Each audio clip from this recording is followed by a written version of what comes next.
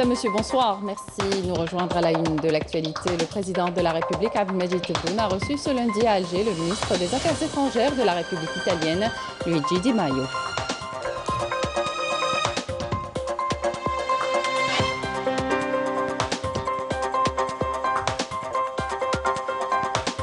Le président de la République charge le gouvernement, entre autres, de mettre en place une commission de préparation et de suivi quotidien des projets d'investissement de grande envergure avec les partenaires au Qatar et au Koweït, ainsi que l'ouverture d'une ligne maritime commerciale reliant Alger à la capitale sénégalaise Dakar. C'était hier en Conseil des ministres.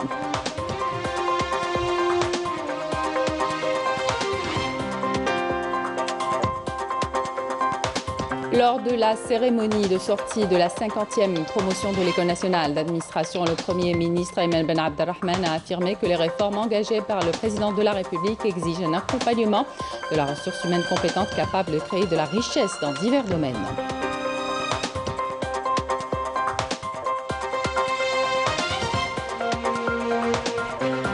Le général de corps d'armée Saïd Chengriha, chef d'état-major de l'armée nationale populaire, a effectué ce lundi une visite de travail et d'inspection à l'établissement central de la rénovation du matériel de transmission Al-Harrach en première région militaire.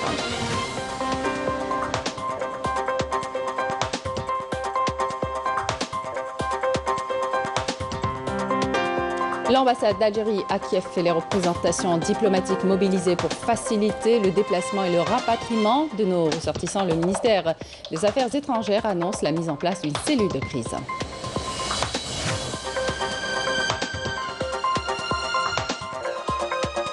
Bienvenue à tous. Le président de la République, Abdelmadjid Tebboune, a reçu ce lundi à Alger le ministre des Affaires étrangères de la République italienne, Luigi Di Maio. L'audience s'est déroulée en présence du ministre des Affaires étrangères et de la communauté nationale à l'étranger, Ramtane Lamamra, du directeur de cabinet à la présidence de la République, Abdelaziz Khelef, du ministre de l'Énergie et des Mines, Mohamed Arkab, et du président directeur général de Sonatrach, Toufiq Hakkar.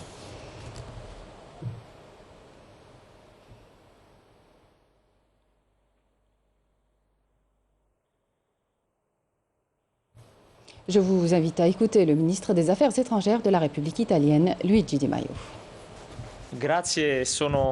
Je suis très heureux d'être ici de nouveau, après la visite du président italien Mattarella, qui a représenté un moment historique pour les relations entre l'Algérie et l'Italie. Je voudrais remercier le président algérien Abdelmadjid Tebboune pour l'accueil, ainsi que le ministre des Affaires étrangères, Ramtane Lamamra, et le ministre de l'Énergie, Arkab. Les discussions que nous avons eues nous ont permis d'aborder de différentes questions d'intérêt commun. Le gouvernement italien aspire à augmenter son approvisionnement énergétique, en particulier de gaz, et cela à partir de ses différents partenaires internationaux. Parmi ceux-là, comme je l'ai indiqué aux autorités algériennes, l'Algérie, depuis toujours, a un rôle à jouer comme fournisseur fiable. Ceci confirme la valeur stratégique de notre partenariat. Aujourd'hui, lors de cette mission, j'ai été accompagné du président directeur général de l'ENI, Claudio Discalzi, en témoignage du concret engagement pour négocier et rendre rapides les fournitures additionnelles. Avec le ministre Lamamra, nous avons également discuté du comment développer progressivement la production des énergies renouvelables dans le secteur du solaire, de l'éolien, de l'hydrogène vert et éventuellement en adoptant les infrastructures de gaz pour le transport de l'hydrogène. L'Algérie et l'Italie ont beaucoup de défis à relever dans l'avenir. Les échanges commerciaux entre les deux pays ont augmenté de plus de 46% comparativement à l'année 2020. Je saisis cette occasion encore une fois pour remercier le président Tebboune et le ministre Lamamra pour l'accueil et nous l'attendons pour la prochaine session du dialogue stratégique qui se tiendra à Rome. Ça sera une occasion fondamentale pour approfondir les relations dans tous les domaines. Je vous remercie au nom de tout le peuple italien pour votre accueil et votre amitié envers l'Italie. Le président de la République, Abdelmadjid Tebboune, a présidé hier une réunion du Conseil des ministres. Il a chargé le gouvernement de mettre en place une commission de préparation et de suivi quotidien des projets d'investissement de grande envergure avec les partenaires au Qatar et au Koweït, ainsi que l'ouverture d'une ligne maritime commerciale reliant Alger à la capitale sénégalaise Dakar. À l'ordre du jour également de cette réunion, l'instauration d'un système de gestion moderne au sein des hôpitaux et l'enrichissement des deux projets de loi sur l'information et l'activité audiovisuelle. Plus de détails avec Mrim Damis. Le dégel de 18 projets d'investissement et l'entrée en exploitation de 21 autres projets durant les 2 dernières semaines ont permis de relancer en tout 431 projets et de créer 1038 emplois. C'est ce qu'a révélé le bilan du médiateur de la République présenté à l'ouverture du Conseil des ministres et qui a fait état de l'installation d'une cellule chargée de veiller à l'interdiction de l'importation des produits fabriqués localement en vue de préserver l'industrie nationale.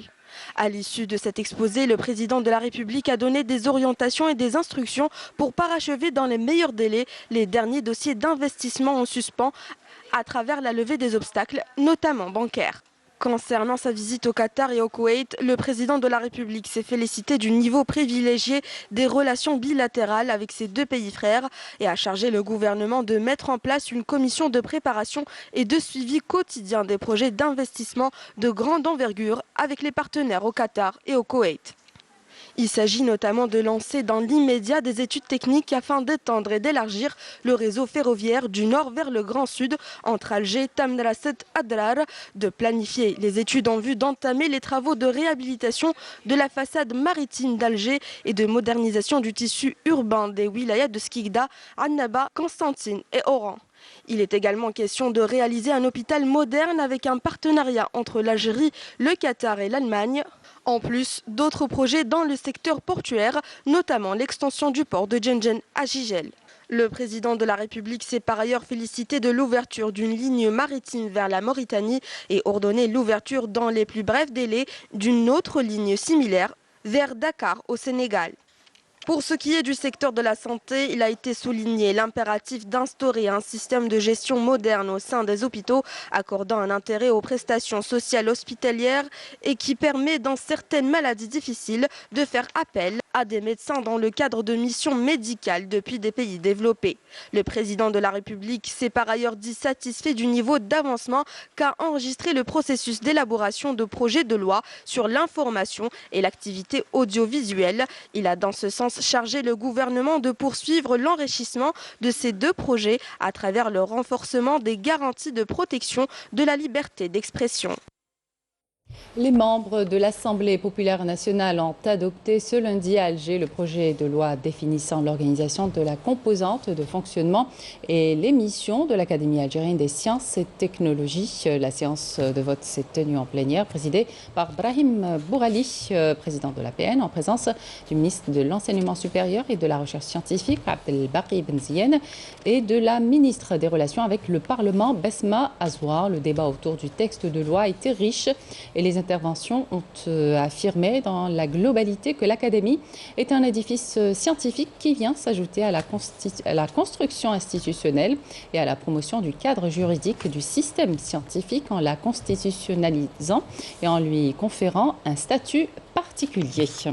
Je vous le disais en titre, le Premier ministre Ayman Ben Abdelrahman a présidé ce matin à Alger la cérémonie de sortie de la 50e promotion de l'École nationale d'administration baptisée Shahida Malika Gaïd. La cérémonie de sortie de cette promotion s'est déroulée en présence du ministre de l'Intérieur, des collectivités locales et de l'aménagement du territoire, Kamel Beljoud, du ministre des Finances, Abdelrahman Rabia, du ministre de la Numérisation et des Statistiques, Houssine Cherhabil, du conseiller du président de la République chargé des relations extérieures, Abdel Hafid Alahoum, du conseiller du président de la République chargé des affaires juridiques et judiciaires, Boualem Boualem, du conseiller du président de la République chargé des archives et de la mémoire nationale, Abdelmajid Chikri, du médiateur de la République, Brahim Red, du Walid d'Alger, Ahmed Mahabed, outre des enseignants, des chercheurs et des étudiants de l'ENA, après avoir pris une photo de famille avec les diplômés. Ben Ben Abdelrahman a honoré les majors de promotion auxquels il a remis des diplômes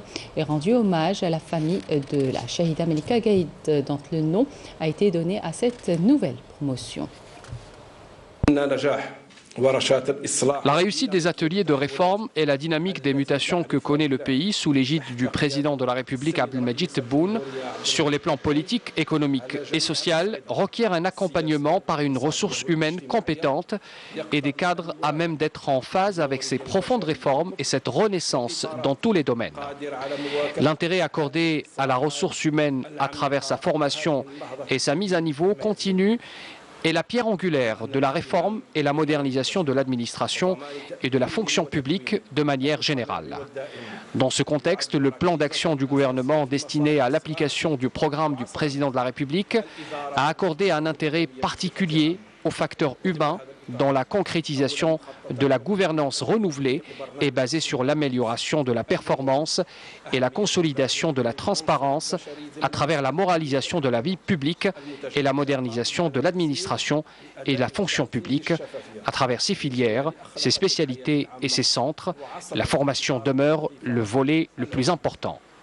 Aujourd'hui, le secteur de la formation professionnelle est face à un réel défi imposé par la dynamique de la réforme, de la gestion, de l'administration et ce que requiert le processus de sa modernisation.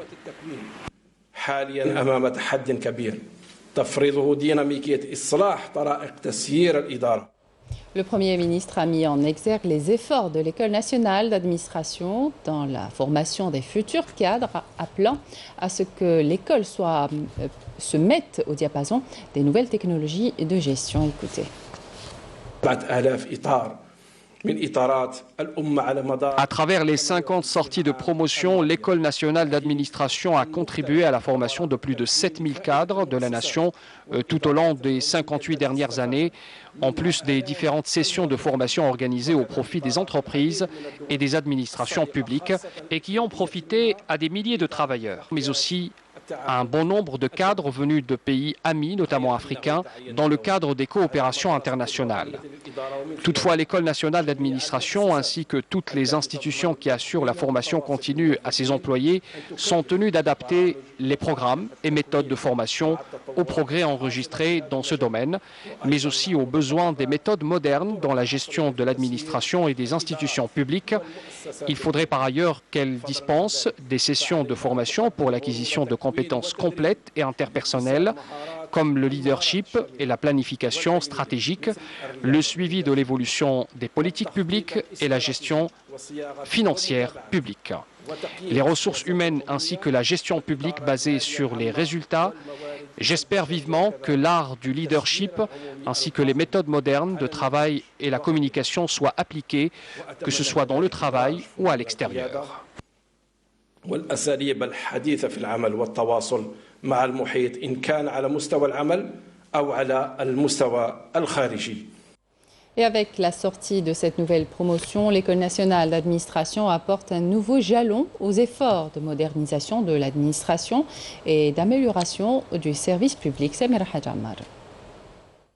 Nous allons œuvrer, grâce à nos acquis et à notre savoir, à développer et à moderniser le service public. C'est un hommage pour nous faire prendre nos responsabilités et j'espère que nous le serons en tant que génération au service de son administration et qui participe à la construction de l'Algérie.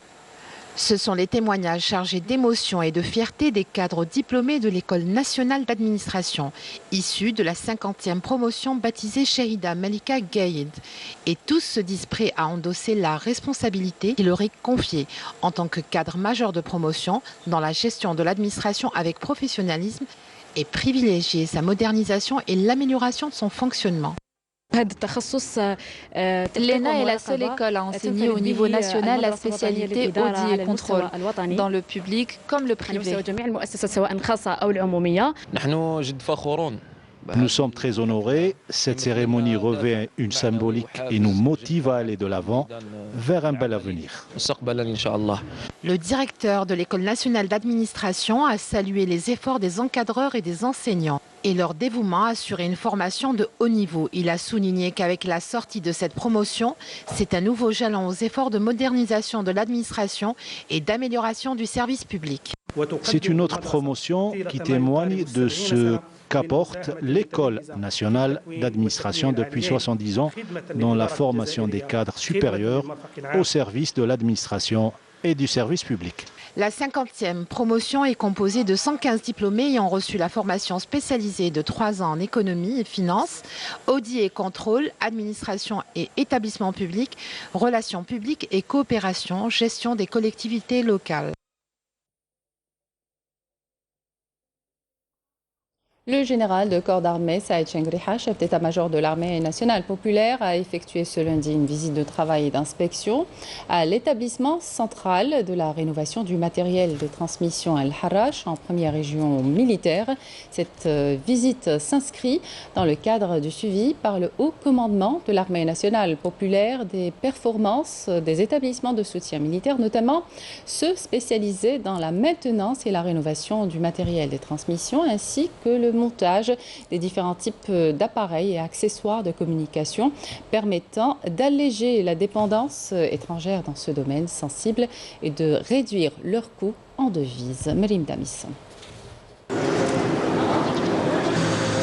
Après la cérémonie d'accueil accompagnée du commandant de la première région militaire, du chef du département transmission, système d'information et guerre électronique et en présence des commandants des forces et de la gendarmerie nationale, des chefs de département, des directeurs centraux du ministère de la Défense nationale et de l'état-major de l'ANP, le général de corps d'armée a prononcé une allocution d'orientation à l'adresse des cadres et personnels de l'établissement central de rénovation du matériel des transmissions diffusée via visioconférence à l'ensemble des régions militaires, à travers laquelle il a mis en exergue l'importance que porte le haut commandement à la promotion et la modernisation de nos forces armées, notamment dans le domaine des transmissions des systèmes d'information et de la guerre électronique. Un domaine placé au centre d'intérêt du haut commandement en vue d'atteindre les objectifs tracés. À cette occasion, je tiens à souligner que l'optimisation des capacités de combat de l'armée nationale populaire constitue un centre d'intérêt permanent pour le haut commandement, qui œuvre sans relâche, conformément aux orientations de Monsieur le Président de la République, chef suprême des forces armées, ministre de la Défense nationale, à moderniser l'ensemble des composants de nos forces armées et à promouvoir leur professionnalisme, notamment dans ce domaine sensible, à savoir celui des transmissions, des systèmes d'information et de la guerre électronique. Comme il veille à la maîtrise des technologies modernes et ambitionne de parachever l'édification d'une base industrielle solide en termes de prise en charge de tout type de moyens de communication en les hissant au niveau escompté. Partant de ce souci permanent, l'arme des transmissions a bénéficié de tout l'intérêt requis qui correspond au rôle pivot attendu d'elle. Ainsi, des moyens humains, matériels et infrastructurels d'importance lui ont été consacrés en vue d'atteindre les objectifs tracés.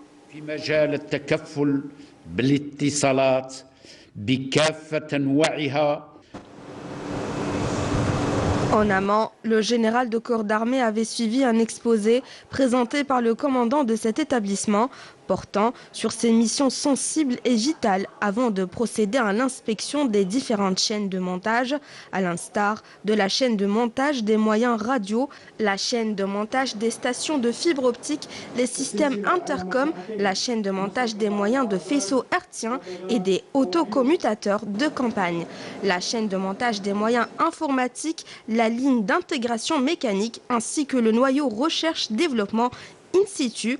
Le général de corps d'armée a suivi avec intérêt les explications exhaustives données par des cadres et responsables des ateliers sur les étapes de montage des différents types de matériel de transmission. Il convient d'indiquer que cet établissement prend en charge le montage des différents appareils de transmission de nouvelle génération et de technologies de haute précision et répond à tous les besoins de l'armée nationale populaire en termes de ses équipements sensibles. À l'effet de moderniser l'arme des transmissions des forces armées et d'être au diapason des évolutions rapides induites par les besoins sans cesse croissants en matière de haut et de très haut débit. Ces chaînes de production sont gérées par des systèmes numériques automatisés, développés et supervisés par des officiers, des cadres ingénieurs et techniciens ayant bénéficié de formations spécialisées de haut niveau.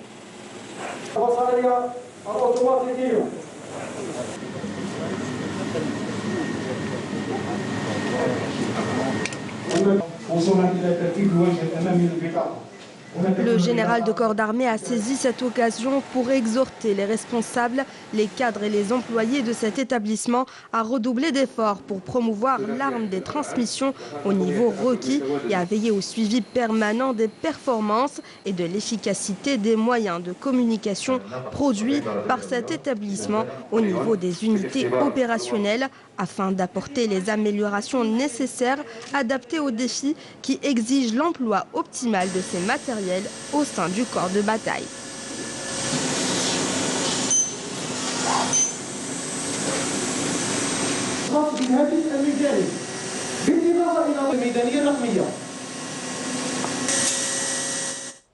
Le ministre des Affaires étrangères, Ramtan Lamamra, a reçu en compagnie du ministre de l'Énergie et des Mines, Mohamed Arkab, le ministre des Affaires étrangères de la République italienne, Luigi Di Maio. L'entretien qui a permis des entretiens fructueux entre le ministre des Affaires étrangères italien et le directeur exécutif de l'entreprise Eni sur d'éventuelles opportunités de coopération afin de renforcer le partenariat stratégique entre l'Algérie et l'Italie. Et puis, sachez que le groupe Sonatrach a déposé plainte ce lundi contre le quotidien Liberté auprès du tribunal de Bermorad Raïs pour avoir manipulé et déformé les propos de son président, directeur général Toufiq Hakar, qui a accordé un entretien à ce journal. L'entretien a été diffusé par le journal dans son édition de dimanche. On parle ce soir du transport des personnes et des marchandises vers le sud du pays. L'Algérie a lancé des projets ferroviaires et autoroutiers qui revêtent un caractère stratégique pour l'économie nationale car ils contribuent à l'exploitation des gisements miniers, entre autres de Rajbilet. Ils permettent aussi à l'Algérie de devenir la porte d'entrée vers l'Afrique puisque ces seront connectés aux différents sites et infrastructures de base du pays. Donc, il serait plus facile d'acheminer les marchandises vers les pays voisins. Sofiane Hamoudi. Routiers, chauffeurs poids lourds, camionneurs ou chauffeurs semi-remorques. Ce sont l'un des métiers pénibles qu'assurent ces personnes afin d'acheminer la marchandise sur de longues distances dans notre grand sud algérien. Ami Abdallah fait ce métier depuis 30 ans. Son quotidien se résume à des allers-retours entre Bourj Badji Moukhtar et Adrar en passant par Béchar. Pénible mais nécessaire pour approvisionner les populations de ces régions.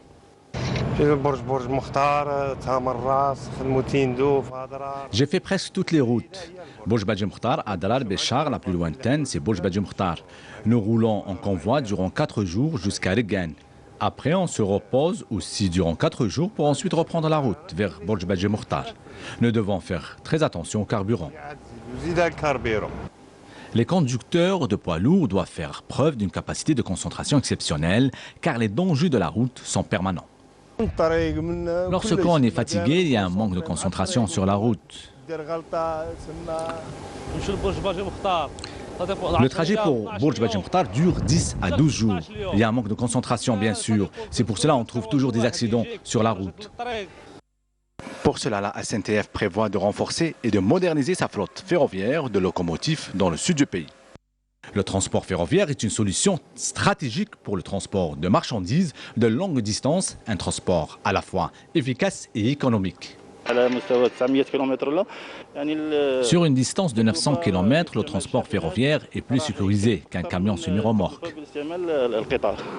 Le projet de la ligne ferroviaire devant relier Béchar à Tindouf est stratégique pour l'économie nationale parce qu'il facilitera notamment dans l'exploitation des gisements miniers de Rajbilet et des mines d'or de Tamen Rasset. Ces projets ferroviaires feront de l'Algérie la porte d'entrée vers l'Afrique.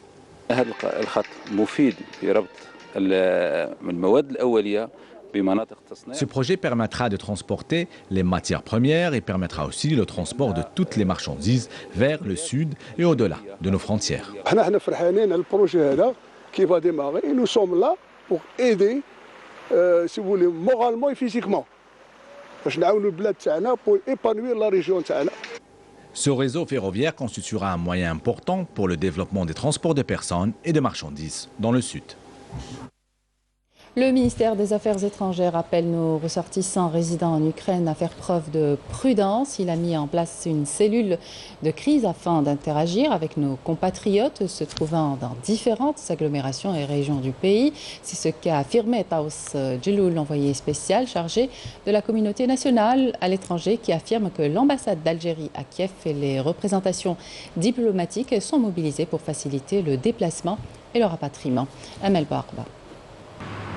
Depuis le début de l'opération militaire russe en Ukraine, le ministère des Affaires étrangères et de la communauté nationale à l'étranger affirme prendre toutes les dispositions nécessaires afin d'assurer la sécurité des ressortissants algériens. Une cellule de crise a été également installée pour prendre en charge les familles de nos compatriotes. La diplomatie algérienne déplore le décès survenu le 26 avril à Kharkov d'un ressortissant algérien, Talbi Mohamed Abdelmounim, âgé de 24 ans. Allah yarhamou. Nous avons été en contact avec le père du défunt, qui nous a confirmé cette triste nouvelle.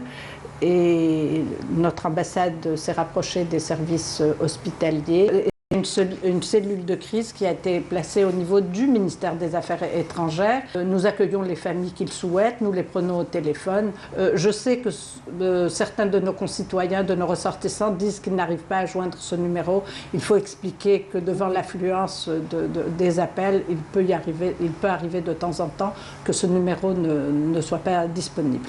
Les ressortissants algériens sont appelés à rester en contact permanent avec l'ambassade d'Algérie à Kiev et les représentations diplomatiques algériennes à Varsovie et Bucarest. Nos représentations diplomatiques en Pologne et en Roumanie ont entrepris les démarches nécessaires pour faciliter l'entrée de nos ressortissants depuis l'Ukraine.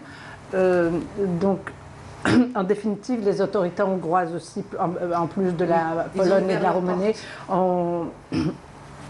même la Moldavie, où malheureusement nous n'avons pas d'ambassade, ont toutes confirmé que les résidents étrangers en Ukraine peuvent se rendre dans les 4 pays sans visa, mais avec un passeport en cours de validité. J'insiste sur cette question parce que beaucoup de nos ressortissants se sont présentés au poste frontalier sans passeport en cours de validité, et là il y a des difficultés. Je demande aux gens, à nos ressortissants qui sont encore à Kiev, en Ukraine, s'ils n'ont pas de passeport en cours de validité, de se rendre auprès de notre ambassade pour se faire délivrer des passeports d'urgence. Tout en invitant nos compatriotes à faire preuve de vigilance et de prudence, le ministère des Affaires étrangères affirme avoir mobilisé ses représentations diplomatiques pour faciliter le déplacement et le rapatriement de nos ressortissants. Et les négociations entre la Russie et l'Ukraine ont commencé ce lundi au Bélarus. Premier pourparlers entre les deux pays depuis le début de l'opération lancée par Moscou en Ukraine. Les pourparlers se tiennent dans l'une des résidences du président bélarusse, Alexandre Loukachenko, sur la frontière ukraino-bélarusse, en territoire ukrainien, par la voix de son porte-parole, Dmitri Peskov. Le Kremlin a déclaré ne pas vouloir annoncer sa position lors de ces négociations qui doivent se faire dans le silence. Pour Kiev, la question clé est un cessez-le-feu immédiat et le retrait des troupes russes du territoire ukrainien. Sur le terrain, l'armée ukrainienne a affirmé avoir repoussé plusieurs tentatives des forces russes de prendre l'assaut. Les abords de Kiev, de son côté, l'armée russe a assuré que les civils pouvaient quitter librement Kiev tout en accusant le pouvoir ukrainien de les utiliser comme bouclier humain. La Russie a annoncé aujourd'hui restreindre les vols de compagnies aériennes de 36 pays en réponse à la fermeture de l'espace aérien de nombreux États aux avions russes. Et le chef de la diplomatie russe, Sergueï Lavrov, a annulé sa visite prévue demain à l'ONU à Genève à cause de sanctions anti-russes, a annoncé sur Twitter la représentation permanente russe à Genève. C'est la fin de cette édition. Merci de votre attention. Excellente suite de programmes sur Canal Algérie. Et justement, la crise russo-ukrainienne sera débattue lors de l'émission Questions d'actu qui sera diffusée sur Canal Algérie après le journal de 20h.